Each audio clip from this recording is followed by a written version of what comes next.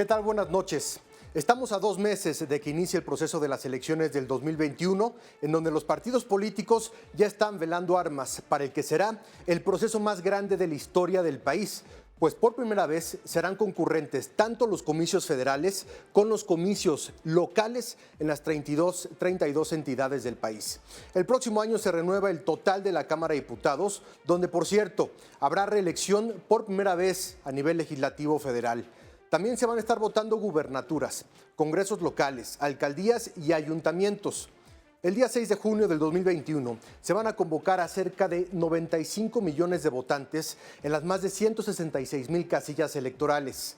Datos superiores a los comicios del 2018, cuando el padrón electoral registró 89 millones de votantes.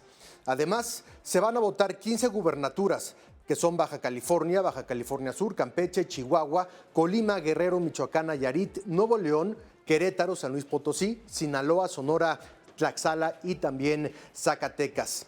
Se van a elegir un total de 1,063 diputados en 30 congresos locales, más 1,900 ayuntamientos, y podrían aparecer en la boleta nuevos partidos políticos si es que alcanzan el registro que requiere el INE. Estos partidos podrían ser México Libre, del expresidente Felipe Calderón, redes sociales progresistas del Bester Gordillo y un revivido partido Encuentro Social. Todo esto sumado a este gigantesco reto electoral, precisamente la calificación o no de estos nuevos partidos políticos. La pandemia del COVID-19 podría también modificar los procesos y formas de voto para los ciudadanos. La votación electrónica o el correo podrían convertirse en protagonistas justamente de esta elección. Otro fenómeno que hay que considerar en esta competencia es el factor López Obrador. Por primera vez en la historia de Morena, de su partido, el presidente no podrá ligar su nombre directamente a las campañas ni tampoco a las boletas. Más allá de la mano que pueda tener y que va a tener en la selección de los candidatos y opiniones a puerta cerrada, su partido tendrá que sortear el proceso electoral sin el apoyo de la simbólica figura que ayudó con su popularidad a ganar elecciones estatales, locales y legislativas justamente en la elección anterior del 2018.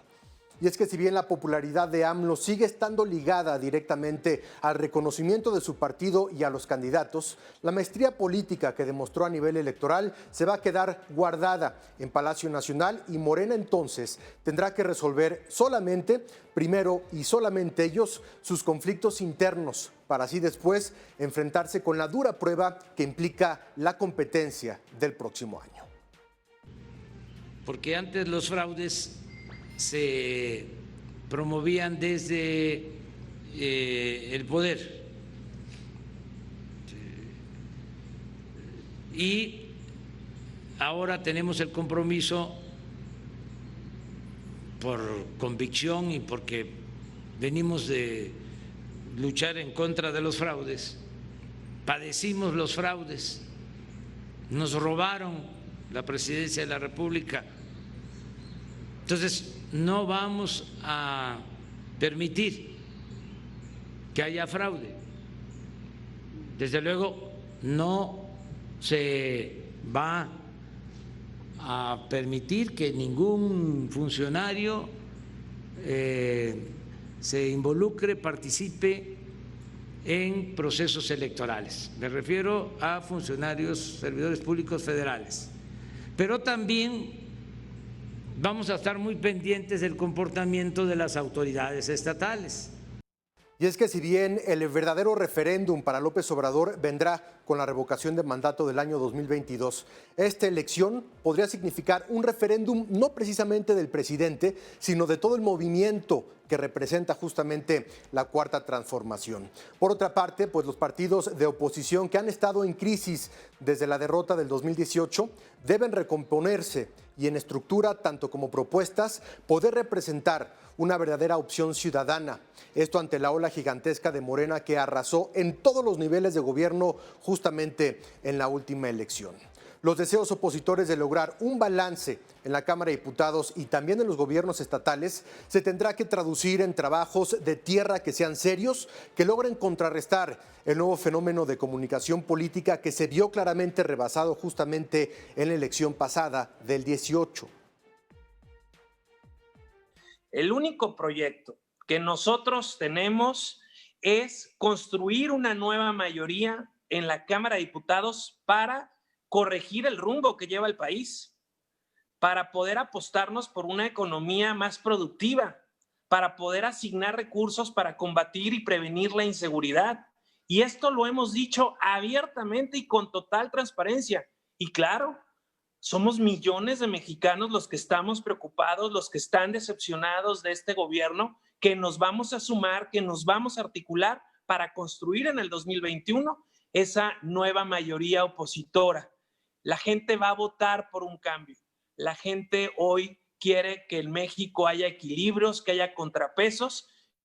Y ha quedado clarísima la posición de Acción Nacional de convocar a todos aquellos que coinciden con nosotros para hacer un frente común y poderlo lograr. Solo con la fuerza de los partidos, solo con la fuerza de la sociedad es como lo lograremos, no en la dispersión del voto. De los spots y los anuncios al recorrido de comunidades, municipios y estados que demuestren una verdadera conexión con los problemas y pendientes de la ciudadanía, independientemente del tamaño aritmético que impliquen justamente los próximos comicios, las consecuencias que resulten de la jornada electoral van a marcar el rumbo sobre la viabilidad del gobierno para el segundo tercio de la administración y también la implicación que tiene el desgaste natural de los actores que actualmente están en el poder. La dinámica también de poderes quizá se pueda balancear y que sería un resultado positivo de la oposición que a nivel legislativo pueda retomar eventualmente una presencia suficiente que permita una interlocución con el Ejecutivo Federal desde un espacio de mayor empoderamiento y maniobra. Recuerde, el mes de septiembre justamente inician ya oficialmente los comicios para el próximo periodo del 2021 a nivel legislativo y a nivel intermedio. Aquí, por supuesto, estaremos muy al pendiente. Yo soy Juan Pablo de Leo, esto es Político.mx. Comenzamos.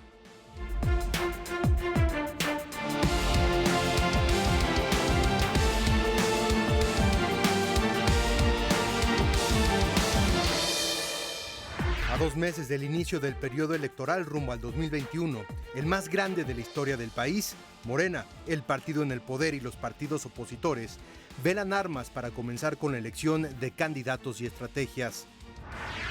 López Obrador terminó una semana exitosa con un viaje a Washington que representó un cambio en el discurso de la relación bilateral con Donald Trump. Lo bueno, lo malo y lo feo de la visita aquí en Político.mx. Esta semana comienzan las entrevistas de los candidatos a ocupar los puestos vacantes en el INE. El proceso, los candidatos y las posibilidades en análisis más adelante. En entrevista para Político.mx, el coordinador de los senadores de Morena, Ricardo Monreal, platica sobre las posibilidades para el partido en el 2021, su relación con el presidente López Obrador y el futuro de sus aspiraciones políticas. El exgobernador de Chihuahua, César Duarte, fue detenido por las autoridades norteamericanas en Florida. Esto en el contexto del viaje de López Obrador a Washington. Las acusaciones, los cómplices y la extradición en unos momentos. Las elecciones en Estados Unidos se acercan y el gobierno republicano intenta por todos los medios restringir el voto en plena época de COVID. Explicaremos las estrategias de Trump para recortar la ventaja que en las encuestas lleva Joe Biden a 4 meses de la elección. Esto es Político.mx, de las redes a la televisión. Comenzamos. En Político.mx nos interesa muchísimo poder medir el termómetro social de ustedes, de nuestros lectores y de toda la sociedad prácticamente en los temas referentes a lo que ocurre con la política nacional, con la política mexicana y lo que está justamente en el tema de conversación. Por eso lo invitamos a que ingrese a nuestro portal www.politico.mx, en donde le hacemos la siguiente pregunta y lo invitamos a que por favor participe con nosotros y nos diga justamente por dónde están sus opiniones. Lo puede hacer directamente en el portal, ya se lo decía, www.politico.mx. También nuestras redes sociales lo van a dirigir a la página para que ahí pueda generar justamente su voto, dejar su opinión. Ya sabe, todas las redes de Político.mx, @Político.mx, Twitter, Instagram y también en Facebook. La pregunta es la siguiente: en este gobierno que tanto ha hablado justamente del tema de la corrupción y más allá de lo que que puede implicar también al interior del actual gobierno, mira hacia afuera.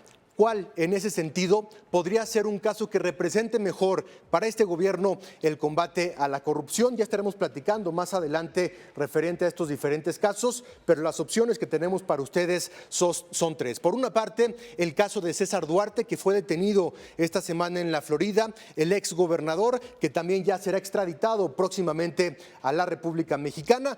Otro caso que también podría ser emblemático es el de Emilio Lozoya, detenido en España, también será extraditado próximamente a México. El exdirector de Pemex tendría mucho que hablar, mucho que decir referente a la pasada administración. Y por último, el caso de Tomás Herón, que también se liga a lo que ha ocurrido en los últimos días con los nuevos reportes de lo que habría ocurrido con los 43 estudiantes de la Normal Rural de Ayotzinapa. Ingrese al portal www.politico.mx, háganos saber su opinión y más adelante estaremos platicando con ustedes acerca de los temas que hayan sido representados como los más importantes en nuestras redes sociales. Ahí le dejamos la pregunta y si le parece bien pasamos al tema más importante del día y a lo que ocurrió esta semana con la primera visita del presidente Andrés Manuel López Obrador al extranjero, a Washington D.C., a reunirse con Donald Trump. Algunos dicen que fue uno de sus mejores momentos, que no le fue tan mal. Otros también afirman que su defensa no habría sido lo suficientemente categórica para poder plantear una defensa a la dignidad de México y por otra parte también a los connacionales que están allá en Estados Unidos y que sufren permanentemente de este discurso de odio en contra de los hispanos y los latinos. Vamos a ver si les parece bien qué fue lo que ocurrió, qué fue lo bueno, lo malo y lo feo de esta visita de López Obrador a Washington D.C. justamente esta semana. No hay fecha que no llegue ni plazo que no se cumpla. Esta semana le llegó el momento al presidente López Obrador de reunirse con Donald Trump por primera vez en persona. Diversas preocupaciones sobre la visita fueron expresadas por columnistas y políticos de oposición. Los diferentes análisis se basaban en los aspectos positivos y negativos que podrían resultar de dicho encuentro. En el sentido diplomático, las preocupaciones se quedaron en eso. La relación cordial que habían llevado AMLO y Trump a distancia se vio reflejada en las formas que por primera vez pudieron experimentar a nivel personal los dos mandatarios. Por una parte, López Obrador procuró marcar la visita con diversos simbolismos que resaltaran el discurso histórico de referencia que ha planteado durante toda su administración. Más específicamente, su admiración recurrente por la figura de Benito Juárez. El hecho de haber iniciado la gira con la visita al memorial de Abraham Lincoln y después la estatua de Benito Juárez en Washington denotan el gusto de AMLO por los símbolos bajo los que ha basado el mensaje durante su presidencia. Desde su llegada a la Casa Blanca, cuando fue recibido por el presidente Donald Trump, la cordialidad entre ambos fue notoria. Tras el primer encuentro en la Oficina Oval y la firma del libro de invitados, López Obrador y Trump ofrecieron un mensaje a medios en el Jardín de las Rosas, esto para las declaraciones e impresiones del encuentro en persona. Con un discurso corto, Trump reconoció la buena relación que existe entre los mandatarios, así como el logro económico y comercial que implica la entrada en vigor del nuevo acuerdo entre México, Canadá y los Estados Unidos. Trump también resaltó la importancia de la relación bilateral, así como destacar los lazos de amistad entre ambas naciones. La intervención del presidente de Estados Unidos dio paso a los elogios mutuos que se intercambiarían en la conferencia.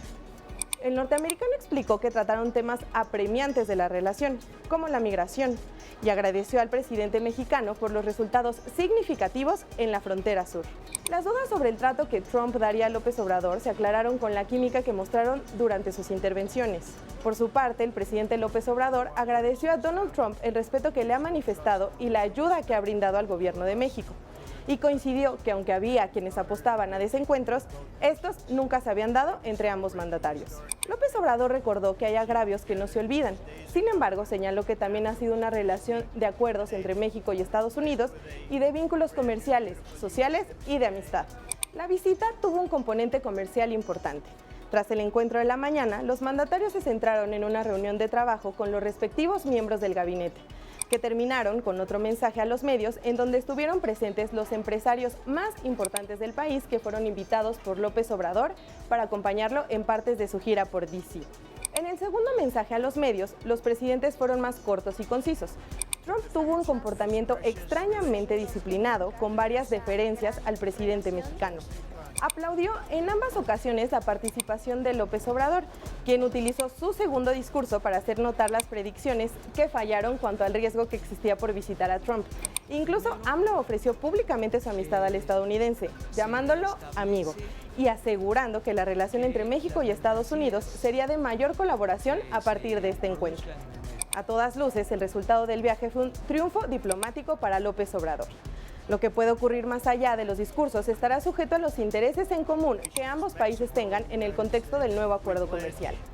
Lo que ocurrió fue un cambio notorio en el discurso de Trump hacia México y sus gobernantes. Puede continuar con su retórica incendiaria en el ámbito electoral, pero el viaje de AMLO sin duda mostró a un Trump diferente, educado y amigable. ¿Cuánto tiempo durará? Eso estará por verse. Esta semana da inicio un proceso muy importante con miras a las elecciones del próximo año 2021 y tiene que ver con los nuevos consejeros del INE, con los 4 nuevos consejeros del INE que se estarán integrando justamente hacia el mes de septiembre para poder calificar en ese sentido la elección del próximo año, representar justamente a cada uno de los lugares que están vacantes y que están disponibles en este momento, y esto va a dar inicio justamente en la Cámara Baja, en la Cámara de Diputados, en la Junta de Coordinación Política, donde van a estar haciendo una revisión de quiénes son los candidatos y quién también serán los finalistas para ocupar estos escaños en el Consejo General del Instituto Nacional Electoral. Vamos a ver rápidamente con este gráfico de Político.mx cómo se encuentra la composición actualmente del Consejo en el Instituto Nacional Electoral. Quién está elegido por cuánto tiempo y qué partidos políticos también empujaron las candidaturas de cada uno de estos miembros. Muchos de ellos llegaron en la presidencia de Enrique Peña Nieto, también algunos que quedan del gobierno del expresidente Felipe Calderón, como es Edmundo Jacob Molina, que termina su periodo hacia el 2026. El presidente del Consejo General del INE, Lorenzo Córdoba, lo hará hacia el 2023 y posteriormente también hacia el 23 y 26 estaremos viendo ya una mayor renovación del Consejo General del Instituto Nacional Electoral. ¿Qué es lo que va a ocurrir? ¿Cómo será este proceso que inicia? Ya le decía, esta semana, entrevistas a cada uno de los candidatos, alrededor de 60 candidatos, luego de ahí van a ser 30 y los finalistas también tendrán justamente que estar intercambiando sus propuestas y sus ideas con la Junta de Coordinación Política. La Cámara de Diputados, primero que nada, envió la convocatoria, de ahí se designó ya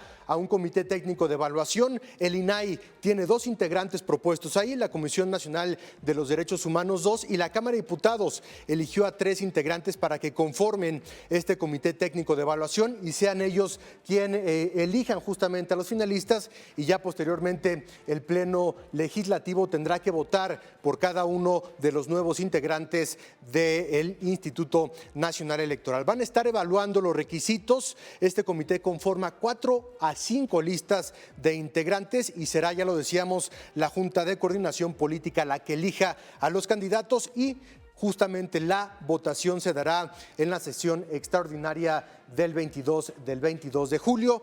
¿Qué es lo que ocurre si no logran esta votación requerida al interior del Palacio de San Lázaro? Pues entonces ya será la Suprema Corte de Justicia de la Nación quien elija directamente a los nuevos integrantes del INE. Si les parece bien, vamos a revisar qué es lo que ha dicho el presidente López Obrador, que ha dicho que tendrá la mira puesta y será un guardián de estas elecciones del próximo año 2021, y también este intercambio que ha tenido con el INE referente a las posibilidades efectivamente de poner esta mira sobre las elecciones y lo que ha dicho el INE respecto a la independencia de este organismo.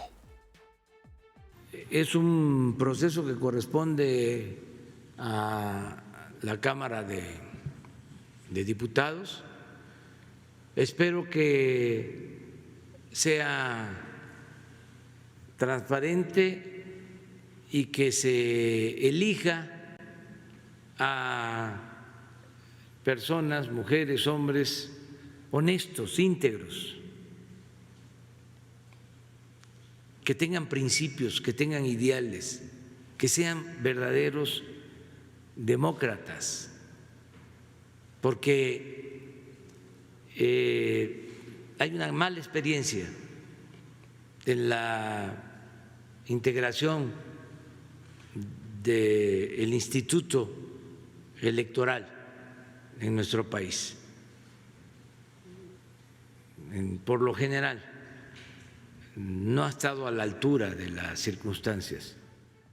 Eso es lo que dice el presidente López Obrador, y usted lo recuerda, la semana anterior platicamos en vivo aquí en Político.mx con el presidente de la Junta de Coordinación Política de San Lázaro, Mario Delgado, quien nos dijo, aseguró y declaró que nadie va a meter mano en procesos para nuevos consejeros del INE, más allá del comité técnico, más allá de quién lo integre y a quienes puedan empujar justamente hacia los candidatos de los que mucho se habla y tendrían precisamente una mayor posibilidad de poder llegar a ocupar estos escaños, pues lo que pueda plantear algún partido político, PAN, PRI, PRD y por supuesto Morena, que empujen directamente, pues estas son las declaraciones del presidente de la Junta de Coordinación Política referente a que ningún partido estaría en estas declaraciones metiendo mano en el proceso. No queremos príncipes ni santones que defiendan más su salario que la democracia en nuestro país. ¿Y qué es lo que dice la oposición? ¿Qué es lo que están planteando también los diferentes partidos políticos en referencia a lo que tendrá que ser justamente un INE muy imparcial, un INE muy equilibrado para poder calificar correctamente las elecciones más grandes de la historia, que son las elecciones del próximo 2021? Y las diferentes posiciones, sobre todo del Partido Acción Nacional, señalan, como lo cubrimos en la semana en Político.mx, justamente a Juan Carlos Romero Hicks, quien adelantó que la Junta de Coordinación Política deberá tener los 20 nombres de los aspirantes, de los finalistas, justamente para el próximo 16 de julio. Vamos a escuchar lo que ha dicho Romero Hicks referente a este proceso de selección de los consejeros del INE. Deben ser personas que tengan más un prestigio que perder que un prestigio que ganar. Es una oportunidad de un derecho ciudadano y un deber para hacer lo que México necesita de cara y de frente a la próxima elección, que será la elección más grande de la historia. Y por último, si les parece bien, vamos a revisar quiénes son los candidatos, quiénes son los nombres que más suenan para justamente integrar este Consejo del Instituto Nacional Electoral, las propuestas ya lo decíamos, de la Comisión de Derechos Humanos, de la Cámara de Diputados, del INAI y justamente de otros organismos. En este gráfico de Político.mx, que lo puede encontrar en nuestra página, planteamos quiénes son los posibles aspirantes y los posibles ganadores de estos escaños que están por ser pues ya ocupados con cada uno de estos candidatos. Personas como periodistas, como exconsejeros de institutos electorales, especialistas en el Tribunal Electoral del Poder Judicial de la Federación, y por otra parte también varios candidatos importantes que vienen directamente de los estados y de los comités de los estados a nivel electoral, que podrían también tener posibilidades de ocupar uno de estos 4 escaños: consejeros de Colima, de Tlaxcala, de Veracruz, de Nuevo León, del Estado de México, del Instituto Electoral de Hidalgo y también de Oaxaca. Así es que les recomendamos que no se pierda la cobertura que tendremos esta semana, que darán inicio ya las discusiones y las entrevistas a cada uno de estos aspirantes para ocupar los escaños en el Instituto Nacional Electoral. Por ahí de mitad de la semana, nuestros videos, nuestros gráficos y nuestro periodismo explicativo le tendrá al tanto de este importantísimo proceso rumbo a las elecciones del 2021. Y dejamos, si les parece bien, el tema del INE de lado y nos centramos de nueva cuenta en los asuntos legislativos, en los asuntos que tienen que ver con las juntas de coordinación, con las mayorías del Senado y del Congreso. Esta semana tuvimos la oportunidad de platicar con el senador Ricardo Monreal, líder de la bancada mayoritaria de Morena, quien en una entrevista pues nos dijo muchas cosas, muchos temas referentes a estas elecciones del 2021, a su relación con el presidente López Obrador, a sus aspiraciones políticas más allá del 21 y por supuesto también la agenda legislativa que viene de manera fuerte y con varios temas. Si les parece bien, vamos a escuchar esta entrevista que tuvimos esta semana con el senador Ricardo Monreal. En este momento, debo de decirlo con toda honradez, Morena está atravesando por un momento crítico de definición, porque aún no se consolida, se estabiliza la dirigencia nacional, hay resoluciones del Tribunal Electoral que deben de cumplirse Y entonces esto genera aún momentos de incertidumbre, movimientos que provocan confusión en la base militante y simpatizante, pero estoy seguro que los vamos a resolver. Yo he estado como presidente de la mayoría, como coordinador de la mayoría y como presidente de la Junta, alejado de los asuntos internos del partido, pero obviamente no me evitan opinar sobre lo que veo que está pasando en Morena. Y es un momento clave para llamar a la unidad, a la cohesión, a cerrar filas con el presidente de la República, que está decidido a emprender reformas profundas en materia económica, en materia política, en materia social, y que ya se han plasmado algunas de ellas en reformas constitucionales y legales que le ha correspondido a esta legislatura aprobar, algunas de manera unánime, otras por mayoría, u otras cumpliendo la mayoría calificada que la Constitución exige. ¿Tienes la confianza en el INE? También digo, más allá de las declaraciones del presidente respecto a la observación que tendrá directamente sobre las elecciones, ahora con lo que dices, ¿no? El tema de las prebendas, el tema del involucramiento de diferentes personajes en la política, los delitos, ¿cómo ves también tú como coordinador, como presidente de la Jucopo, el momento en el que llegue el INE también a las elecciones? Es una pregunta importante. Mira, yo en el pasado, en el reciente pasado, he sido víctima de la actuación del INE y de órganos del Estado, de que han actuado bajo consigna. Ahora, por cierto, estoy escribiendo un libro que se llama Infamia, espero terminarlo muy rápido, donde relato todo este proceso, pero al margen de eso, te diría que como ciudadano y como presidente de la Junta de Coordinación Política, sí confío en el INE. A pesar de que he sido víctima de la que estás planteando. A pesar de la infamia, que he sido víctima junto con mi familia.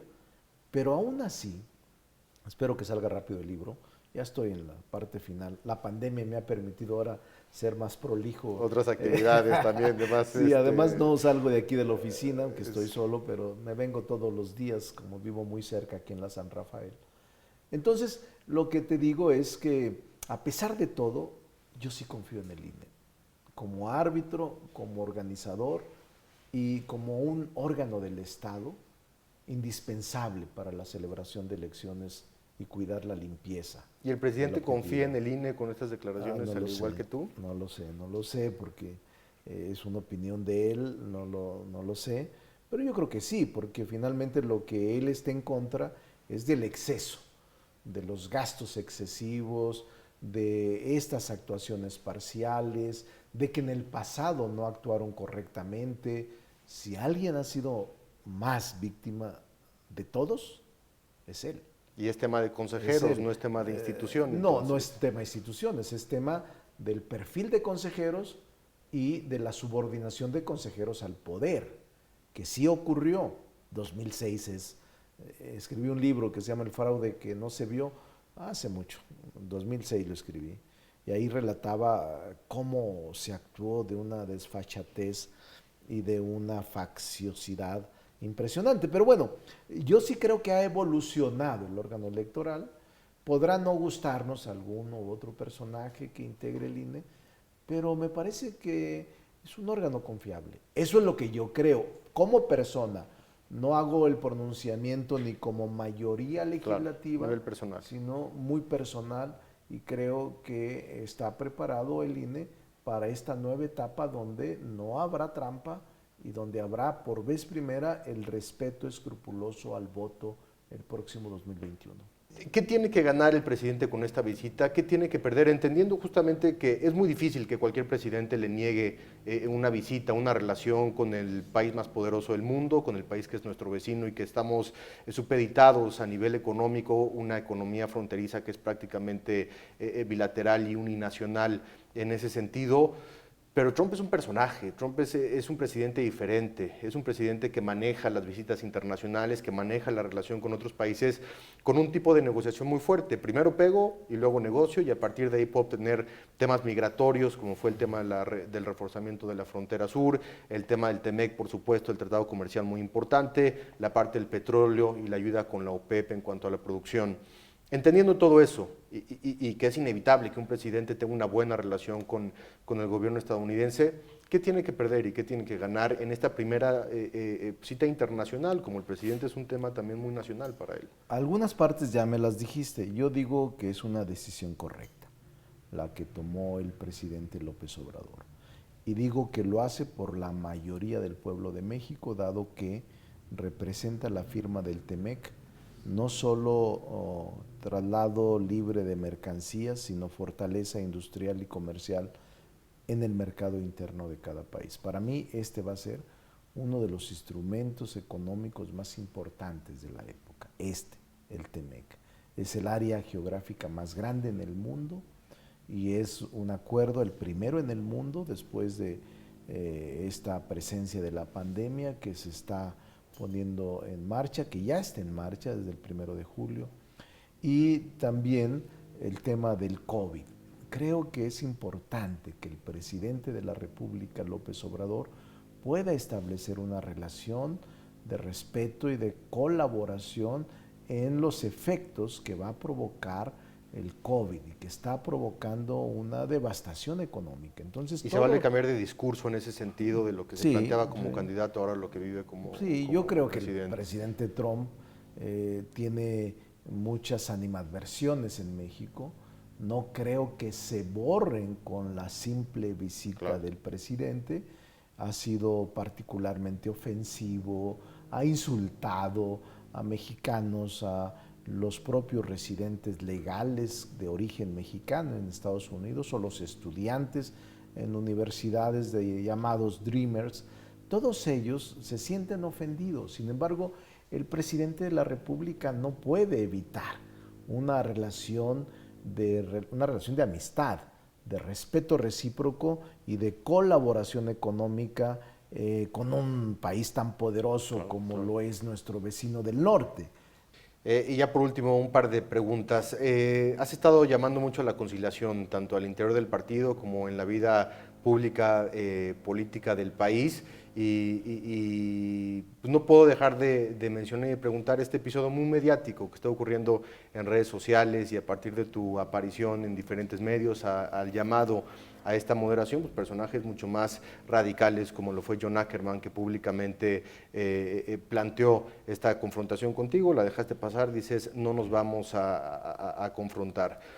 Los círculos del presidente, que tienen una moderación y que tienen también una radicalización al interior, están ganando espacio justamente en el oído del presidente. ¿Y qué pasa con este sector mucho más moderado que dice no nos confrontemos, unámonos, no peleemos mediáticamente? Pero está el caso de Ackerman claramente confrontativo y violento incluso en muchas declaraciones y en su manera de actuar. Morena, como surge y como se desenvuelve política y socialmente, obedece a una mezcla, a un mosaico, a un universo de personalidades. Hay de todo en Morena. Como decía el presidente López Obrador, de todos los credos, de todas las profesiones, de todas las simpatías. Y normalmente cuando hay triunfos como este, se desarrollan grupos. Algunos les llaman facciones cercanas al presidente. El presidente de la República tiene mucha experiencia política, mucha. Debe ser de los presidentes que ha tenido México con mayor experiencia política. No se deja llevar por el canto de las sirenas, ni por una opinión que todos los días esté en el oído señala. No, lo conozco bien, hace 22 años lo conozco, 22 años. Y nunca se ha dejado llevar por sesgos, o por maquinaciones o triangulaciones o incluso intrigas palaciegas, que las existen. No, el presidente tiene mucha madurez, los escucha a todos. Y estoy seguro que va a actuar siempre el presidente con conciliación, respetando la ley, el Estado de Derecho. Estoy convencido de eso. Va a ser un presidente, para mí, va a ser el mejor presidente que haya tenido México en las últimas décadas. Esa es mi opinión personal y mi convicción. En cuestión de resultados políticos. En cuestión de todos, resultados políticos, cambio de régimen, resultados sociales, resultados culturales, resultados medioambientales, resultados comerciales, incluso para los empresarios. Va a ser un hombre con mucha capacidad. ¿Ya le quedan 4 años? No, 4 años y medio. 4 años cachito. 4 años y medio, pero ya está fijando las bases de su cuarta transformación. Y lo demás son entonces cantos de sirena, como dices. No, va a escucharlos a todos, pero no se engancha con nadie. O sea, él está en su proyecto. Y tú tampoco te enganches con nadie, entonces. No, ¿para qué? Bastante trabajo. Si no, yo dije una frase, si no tengo discusiones ni confrontaciones con mis compañeros de otros grupos parlamentarios. ¿Te parece que con alguien menos que con ni es los de integrante adentro? Morena? No, que Dios los ayude. No, hay que estar unidos y hay que estar enfrentarnos con los adversarios temporalmente en las campañas y ya, buscar la unidad para el país. Dejamos de lado por algunos momentos la política nacional y nos centramos en la política internacional porque ya estamos a pocos meses de las elecciones en los Estados Unidos de este 2020 entre el republicano Donald Trump y el demócrata Joe Biden. Las encuestas en este momento muestran a Joe Biden, el ex vicepresidente, con una considerable ventaja sobre el actual presidente Donald Trump. Sin embargo, hay que ver lo que ocurrió hace 4 años con esta elección del 2016, en donde Hillary Clinton también estaba delante de las encuestas y terminó por perder el voto del Consejo Electoral norteamericano y así justamente se convirtió presidente Donald Trump. ¿Qué es lo que está ocurriendo en las campañas? ¿Qué está en juego? ¿Qué posibilidades tiene Joe Biden de mantener esta ventaja? ¿Y qué implican, por supuesto, las encuestas en esta elección estadounidense? Todo y más se lo platicamos en nuestro reportaje digital referente a las elecciones norteamericanas. Entre el coronavirus, una crisis económica y la inestabilidad social por abusos policiales contra afroamericanos, la polarización que se vive en Estados Unidos contextualiza el entorno sobre el cual se estarán llevando a cabo las elecciones presidenciales en aquel país en el mes de noviembre. Medios en aquel país resaltan los esfuerzos que la actual administración republicana realiza para desincentivar el voto entre los sectores que pueden implicar una base importante para el apoyo demócrata. Temas como el voto por correo en medio de la pandemia que viven los Estados Unidos por el COVID puede ser utilizado en contra del partido del expresidente Barack Obama. En la medida que la pandemia continúe, habrán más personas que quieran evitar las largas y tardadas filas que se forman para ingresar a las casillas para emitir su voto. Si bien la costumbre del voto por correo es una tradición importante, en esta ocasión las peticiones para votar por ese medio podrán aumentar hasta cifras récord. Ante ese escenario, las acciones legales y el discurso de un posible fraude por parte de Trump enmarcan el mensaje electoral con el que pretende desgastar la idea de un colegio electoral eficiente e impenetrable. Las encuestas en este momento favorecen en su mayoría al expresidente y virtual candidato demócrata Joe Biden, algunas por cifras de 5 a 6% y otras hasta de una doble cifra de 12 a 14%. La pésima reacción que ha tenido el gobierno de Trump para manejar la pandemia y permitir que Estados Unidos se convirtiera en uno de los países con mayor contagio y mortalidad en el mundo ha cobrado la percepción de aceptación que tiene el mandatario. Uno de los elementos en los que se basaba Trump hasta hace algunos meses tenía que ver con el potencial económico que vivía el país tras la inyección de dinero que logró a partir de reformas fiscales y desregulación del Wall Street. Si bien las cifras económicas le favorecían hasta hace algunas semanas, la temporalidad de sus apuestas en ese sector probaron ser lo suficientemente vulnerables como para caerse en cuanto azotó la pandemia y cerró la economía norteamericana por un par de meses. La apuesta financiera es tan importante para su campaña que la Casa Blanca se ha visto obligada a reabrir de manera precipitada la actividad económica de Estados Unidos. A pesar de las advertencias de los especialistas sobre los peligros de abrir antes de una capacidad de respuesta suficiente para proteger a la población en riesgo de contagio. Al momento, Biden se ha dedicado a mantener una campaña seria y retraída. El equipo demócrata ha dado un paso atrás, permitiendo que Trump se continúe ahogando en los propios problemas que se ha generado a sí mismo a partir de una gobernanza torpe y polarizante. Las protestas sociales por los abusos policíacos en contra de la comunidad afroamericana, que despertó de nuevo al movimiento Black Lives Matter, ha revivido el debate sobre el racismo que existe al interior de la base electoral de Donald Trump. La necesidad de jalar votos le ha impedido al presidente pronunciarse abiertamente en favor de estos movimientos y, en cambio, defender a grupos supremacistas que confrontan las libertades estadounidenses de igualdad y respeto. Falta tiempo y en 4 meses la competencia puede cambiar. En la medida en que Trump logre una recuperación económica, los movimientos sociales se aminoren y las formas de votar se limiten a la estrategia republicana, un segundo mandato de Trump bien podría estar a la vuelta. La capacidad de movilización democrática y las habilidades que Biden pueda detonar junto con una elección de compañera de fórmula inteligente y llamativa pueden mantener la ventaja que actualmente tiene el demócrata hasta llevarla a la jornada del 3 de noviembre. Mientras tanto, y por lo pronto, la política estadounidense se mantiene en el aire. Le recuerdo que puede visitar nuestro portal, nuestras redes sociales, www.politico.mx, en Twitter, en Facebook y en Instagram, @politico.mx. Vamos a un corte, no se vaya, regresamos todavía con más análisis e información aquí en Politico.mx.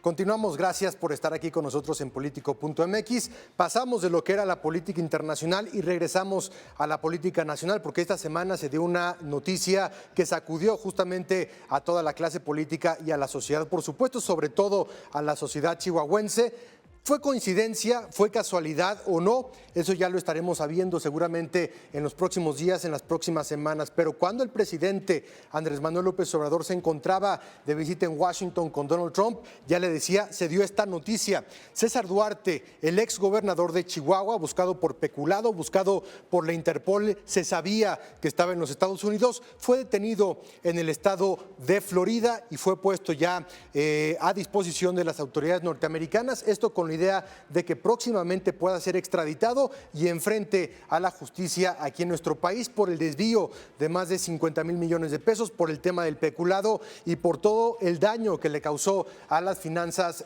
de Chihuahua. Vamos a revisar, si les parece bien, lo que decía el presidente López Obrador hace algunos meses, específicamente en el mes de febrero, respecto a lo que implicaría la detención y la eventual extradición de César Duarte a nuestro país.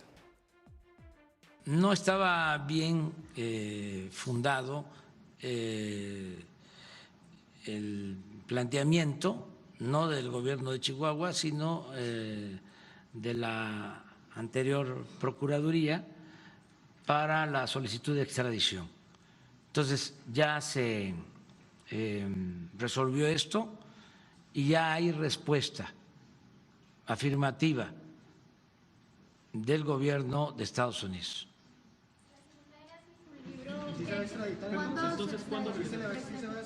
Sí, procede la extradición. Vamos a revisar, si les parece bien, los gráficos que estuvimos publicando esta semana en el portal de Politico.mx referente a cuáles son las acusaciones que tiene César Duarte en estos momentos. Se lo decía, es una deuda estatal de más de 50,000 millones de pesos, 65 millones de pesos desviados a un fideicomiso de Banco Unión. Hay varios sectores, hay pues muchos institutos, también instituciones locales, estatales, a las que se le debe y todavía faltaban 2,000 millones de pesos para finiquitar adeudos con maestros, con policías, con médicos, con enfermeras, con trabajadores del campo. Justamente a estos sectores, a estas instituciones, fueron a quienes César Duarte dejó desamparados por esta deuda y por este supuesto robo masivo que tuvo como gobernador de Chihuahua. Otros tipos también de delitos, 350 transferencias por 80,000 millones de pesos de recursos públicos a Banco Proceso, 500 aviadores que estuvieron supuestamente laborando en el gobierno estatal, 50% de patrullas sin gasolina y 1,000 patrullas sin mantenimiento. Por ello, las acusaciones específicas de la PGR son peculado, enriquecimiento ilícito y también lavado de dinero. Pero César Duarte no hizo todo esto solo y hay justamente toda una red de complicidad que tiene a su poder, que tuvo a su disposición justamente cuando fue gobernador de Chihuahua. Chihuahua. En este otro infográfico se los presentamos. ¿Quién está bajo investigación? Antonio Tarín, que fue exdirector de adquisiciones. ¿Y quién tiene orden de aprehensión? Pedro Hernández, quien fue exsecretario de Salud. Ricardo Yáñez, Gerardo Villegas, que fueron detenidos y acusados ya de peculado. ¿Y quiénes están en la mira de las autoridades mexicanas en esta red de corrupción allá en el estado de Chihuahua? Sergio Belmonte, quien fue exdirector de Comunicación Social, Jesús Flores, Jaime Herrera y Guillermo Dowell, líder estatal del PRI. Una persona ha sido sancionada, que es José Luis García, exsecretario de Sedesol. Y aquí recordamos justamente las órdenes de aprehensión que se emitieron en contra de César Duarte y todos sus cómplices en esta red de peculado. Vamos a revisar, si les parece bien, qué fue lo que dijo el senador por Chihuahua, Gustavo Madero, del Partido Acción Nacional. Tuvimos la oportunidad de platicar con él esta semana en Político.mx para preguntarle su punto de vista referente a esta detención allá en los Estados Unidos, y le decía, más allá de que haya sido casualidad o no la detención durante la presencia de López Obrador directamente en los Estados Unidos, esto fue lo que le dijo Gustavo Madero a nuestra colega de Político.mx, Nayeli Lozano. Pues las tres cosas. Mira, el que motiva y origina todo esto sin duda es el gobierno del Estado. Si no hubiera el gobierno del Estado armado los expedientes, no habría nada que se pudiera hacer. Y él fue el primer logro, entonces hay que reconocerle eso.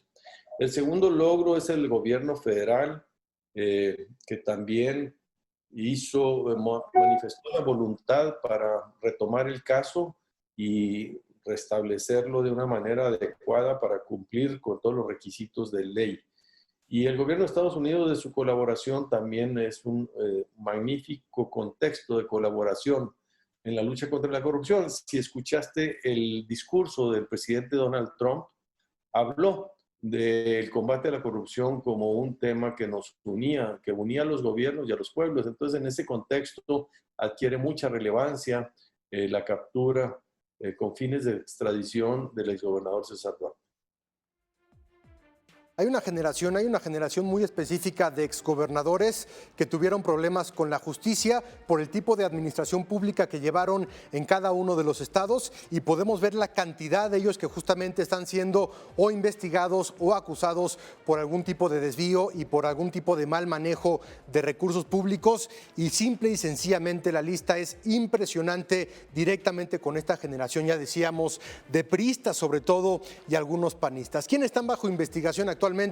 Luis Reynoso Femat, Fidel Herrera, exgobernador de Veracruz, y Roberto Sandoval. ¿Qué gobernadores, exgobernadores están detenidos en este momento? Javier Duarte de Veracruz, Roberto Borge de Quintana Roo, Eugenio Hernández y Tomás Yarrington, quienes se encuentran, Tomás Yarrington directamente en los Estados Unidos, Jorge Torres López y también César Duarte, que ya lo decíamos, fue recientemente aprehendido la semana anterior. 3 de ellos se encuentran bajo custodia de las autoridades norteamericanas, justamente esperando sus juicios para ser traídos a nuestro país y enfrentar a la justicia a nivel nacional. Mario Villanueva, quien estaba en prisión domiciliaria, pero también a raíz de algún amparo ha salido ya de esa prisión domiciliaria y directamente a su casa. ¿Quién está en libertad pero son acusados y son sospechosos también de desvíos de recursos? Andrés Granier allá en Chiapas, Rodrigo Medina en Nuevo León, Jesús Reina, Flavino Ríos y Guillermo Padres. Así pues, esperan la justicia y esperan acusaciones directas. Por último, vamos a revisar qué es lo que está ocurriendo actualmente con la administración de Andrés Manuel López Obrador referente a las diferentes acusaciones de exmiembros del gabinete de la administración pasada, también quienes han sido investigados y por otra parte quienes están prófugos. Vámonos, si les parece bien, con la siguiente gráfica para revisar en este momento cómo se encuentran repartidos los diferentes integrantes, ya lo decíamos, de la pasada administración. Prófugo, Tomás Herón, ex titular de la Agencia de Investigaciones, quien supuestamente estaría en Canadá esperando la detención y eventual también extradición a nuestro país. Detenidos, Emilio Emilio Lozoya, exdirector de Pemex allá en España, Rosario Robles, ex titular de Sedesol, encarcelada actualmente aquí en nuestro país, César Duarte, quien fue detenido, ya lo decíamos, la semana pasada. ¿Quiénes están siendo investigados? Luis Miranda, ex titular de Sedesol, y el fallecido Gerardo Ruiz Esparza. Otros tantos se encuentran pues bien y tranquilos en sus actividades diarias, como lo puede ser el Congreso, la Academia, el Servicio Público y también la iniciativa privada. No se pierda estos gráficos y estas explicaciones en nuestro portal político.mx. Si les parece bien, vamos a revisar ahora lo que está ocurriendo con sus participaciones en las diferentes redes sociales. Ya se lo decíamos al principio de este espacio. ¿Quién cree o qué caso cree usted que pueda ser directamente el caso que sea más representativo para la actual administración referente a lo que ocurre con la propuesta anticorrupción, que es uno, sin duda, de los discursos más importantes del gobierno actual? En nuestra página de internet puede votar, www.politico.mx, y nuestras redes lo van a dirigir directamente a la página para que estén ustedes emitiendo este voto. ¿Qué dicen las personas? ¿Qué dice usted? ¿Qué dicen nuestros usuarios digitales? El 72% de ustedes creen que el caso de Emilio Lozoya, que está en España y próximamente será extraditado a nuestro país, será el caso más representativo, de donde más información se puede obtener y de donde el actual gobierno también pueda colgarse de cierta manera para poder atender directamente esta promesa anticorrupción, ya lo decíamos, también más allá de lo que puede ocurrir al interior de esta administración. En segundo lugar, el caso de Tomás Herón, por el caso de los 43 normalistas de Ayotzinapa desaparecidos, y con el 13% el caso de César Duarte, el exgobernador de Chihuahua, detenido esta semana allá en Florida, en los Estados Unidos. Siga participando con nosotros, se queda la pregunta allá arriba, y por supuesto no se pierda todo el contenido y toda la información y cobertura de nuestro portal referente a estos casos. Las redes sociales no perdonan y menos perdonan a los políticos que tienen sus deslices, sus comentarios y a veces sus indiscreciones en las diferentes redes sociales y plataformas. Si les parece bien, vámonos directamente con lo que esta semana fue la política cero o la cero política.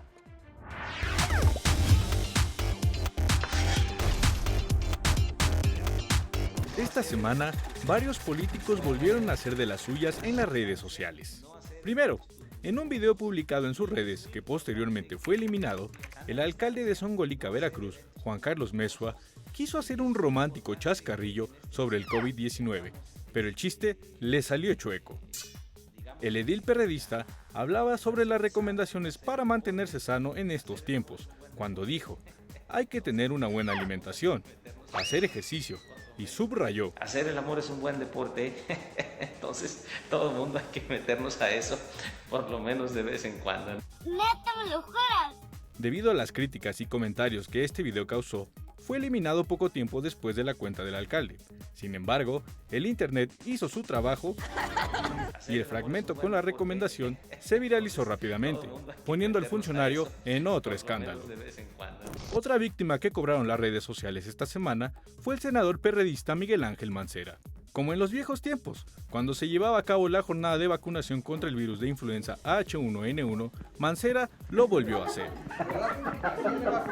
Y pues nada, el ex jefe de gobierno de la Ciudad de México publicó un par de fotos mostrando pierna mientras hacía home office. Eso sí, el equipo de comunicación de Miguel Ángel Mancera intentó corregir rápido, pero la foto donde aparecen boxers se viralizó en redes. La gente comenzó a viralizar esta foto y salieron por ahí un par de memes recordando cuando el entonces jefe de gobierno se descubrió para que Armando Agüed lo vacunara. Lejos de las redes y en temas de mayor formalidad, el gobernador de Nuevo León, Jaime Rodríguez Calderón, destacó, una vez más, que le da flojera las reuniones virtuales con el Gabinete Federal en donde se abordan temas como el semáforo nacional para la reactivación del país. Y es que no es la primera vez que al Bronco le da una flojera asistir a juntas de gobierno o eventos políticos. Durante la elección presidencial del 2018, expresó de manera altisonante la flojera que le daba en aquel momento asistir a los debates entre candidatos una vez que ya había retirado su candidatura por la presidencia. Pero no paró ahí. La flojera también la llevó a Palacio Nacional, al primer informe del presidente López Obrador. En chacaleo con los reporteros, dijo haber tenido una flojera de asistir al evento de los primeros 100 días de gobierno del presidente. Así, el Bronco se la pasa echando flojera quitado de la pena, y esta semana le volvió a dar.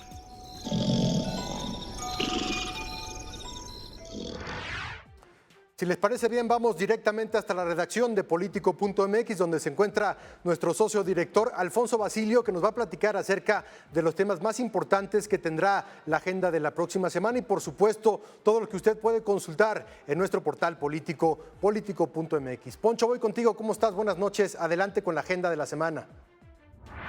Muchas gracias, Juan Pablo. Pues vamos rápidamente a revisar la agenda política de la siguiente semana. El 15 de julio, la jefa de gobierno Claudia Sheinbaum entregará el informe de cuenta pública. Este es trimestral y se entregará al Congreso de Ciudad de México. Es relevante porque dará a conocer los gastos realizados en medio de la pandemia y la contingencia provocada por el coronavirus.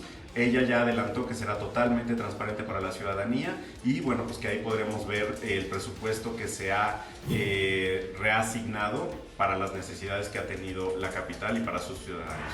También el 15 de julio habrá sesión de la Comisión Permanente. Los legisladores han estado muy ocupados en estas últimas semanas, pero sobre todo es relevante lo que ronda esta negociación y que tiene que ver con que los propios senadores están negociando un posible segundo periodo extraordinario de sesiones en donde se discutirían temas económicos derivados de la emergencia del coronavirus y también una propuesta de la oposición que es el ingreso vital. Llama la atención porque justo hace unos días el propio coordinador de Morena en el Senado, Ricardo Monreal, pues manifestó cierto respaldo a esta iniciativa, por lo que si se logra el extraordinario va a ser relevante para la oposición y justo para un tema que pudiera resolver el tema de la crisis provocada por el coronavirus. También, pero al otro día, el 16 de julio, la Junta Federal de Conciliación y Arbitraje reanudará actividades. Es algo relevante primero porque pues, se podrán desahogar temas laborales que estén pendientes y que pues, se han provocado también por la crisis del coronavirus. También es relevante porque pues, muestra la reapertura de actividades en la Ciudad de México y en el gobierno federal. Y finalmente pues, cabe decir que pues se tomarán todas las medidas necesarias para que las personas que vayan a resolver sus asuntos y también los trabajadores pues no sean contagiados.